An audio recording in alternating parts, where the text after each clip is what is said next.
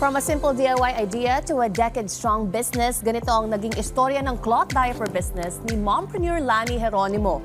Matuto sa kanyang naging diskarte kasama si Diane Medina Ilustre dito lang sa Negosyo Tayo.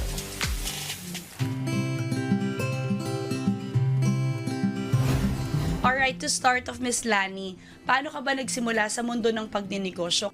2015, nanganak ako sa bunso ko, si Jacob.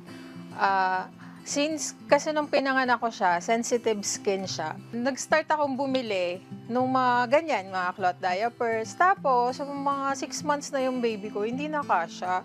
Hindi na kasya yung mga available sa market. So, ang ginawa ko, nag-DIY ako ng cloth diaper para sa baby ko. Nung ginagawa ko siya, natutuwa ako. Habang ginagawa ko siya, nag-e-enjoy ako.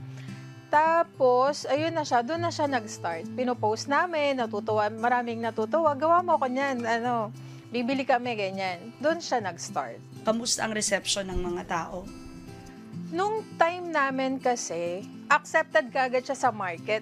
Kasi ang namin, kung nahihirapan kayo sa mga garbage, sa mga trash nyo, sa mga disposables trash nyo, ito yung solusyon. Yung cloth diapers kasi it's washable.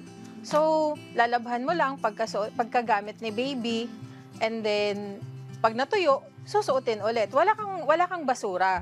So, isa yon sa naging reason kung bakit maraming nag-cloth diaper at that time. Yung mga babies kasi noon, parang tinatanggap na lang natin na may diaper rash sila, so may ointment naman, may UTI sila, so may doctors naman. Sa amin kasi, pag gumagamit ka ng cloth diapers, naiiwasan natin yun. Kasi it's natural and it's organic. Tapos, nalalabhan kagad natin. So, hindi mo kailangan magtipid.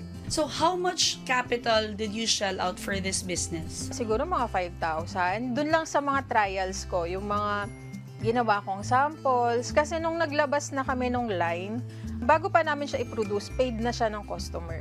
Miss Lani, ano bang natutunan mo for that 10-year business journey of yours? What learnings that you have learned that you would like to impart, lalo na yung mga gustong magsimula sa pagnenegosyo?